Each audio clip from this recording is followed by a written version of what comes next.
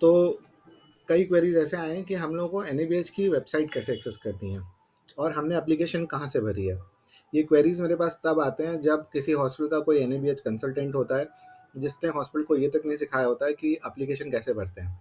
उससे प्रॉब्लम ये होती है कि वो हॉस्पिटल हमेशा ही उस पर्टिकुलर कंसल्टेंट या उस पर्टिकुलर स्टाफ पे डिपेंडेंट रहता है।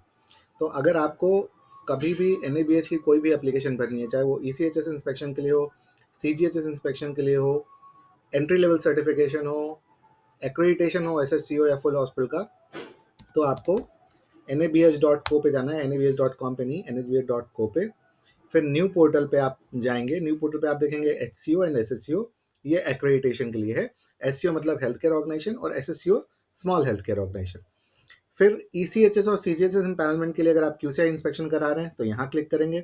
और HOPE portal basically entry level NABH certification programme के लिए है। तो आज हम लोग देखेंगे कि HCO और SSCO के एक्रेडिटेशन के लिए कहाँ से लॉगिन करते हैं। तो आप यहाँ क्लिक करेंगे, आप लॉगिन पेज में आ जाएंगे। आपको उस क्लाइंट की या अपनी, मतलब मैं क्लाइंट इसलिए बोल रहा हूँ बिकॉज मैं खुद NABH कंसल्टेंट हूँ, तो आपको हॉस्पिटल की लॉगिन आईडी डालनी है और फिर पासवर्ड डालना है।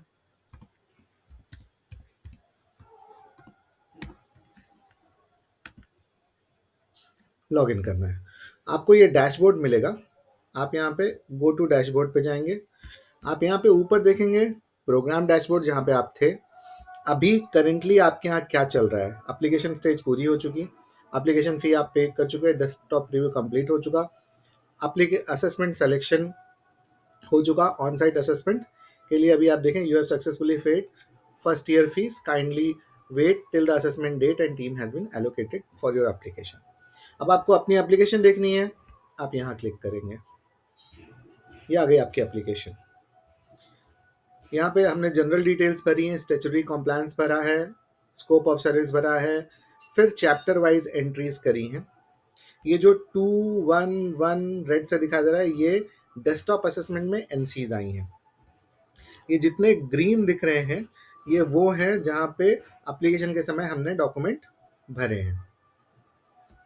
अब अगर ये देखना है कि लाइसेंसेस क्या क्या अपलोड किए गए हैं, आप ये देख लें। फिर इसी तरह से स्कोप ऑफ सर्विस में क्या क्या भरा गया है, कौन से डॉक्टर्स का नाम डाला गया है।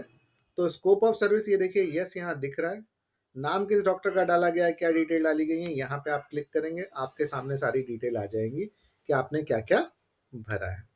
इसी तरह से चैप्टर वाइज डिटेल और फिर आभा की जो डिजिटल मैनेजमेंट रिकॉर्ड की डिटेल्स हैं वो आ जाएंगी।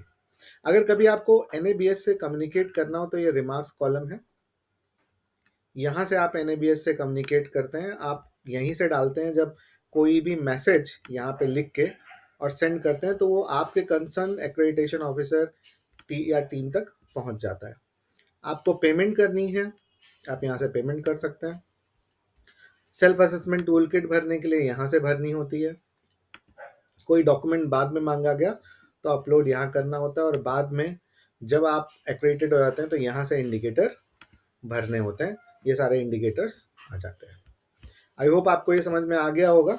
इन केस फिर भी कोई डाउट हो तो आप कमेंट में डाल दें, मैं उसको बता दूंगा कैसे करना है। बट अगर स्टैट्यूटरी कॉम्प्लायंस यानी लाइसेंसेस देखने हैं तो यहाँ, स्कोप ऑफ सर्विस यहाँ, नहीं तो चैप्टर वाइज एविडेंस यहाँ पे सबमिट किए गए हैं। आई होप आपको ये सब समझ में आ गया। Thank you.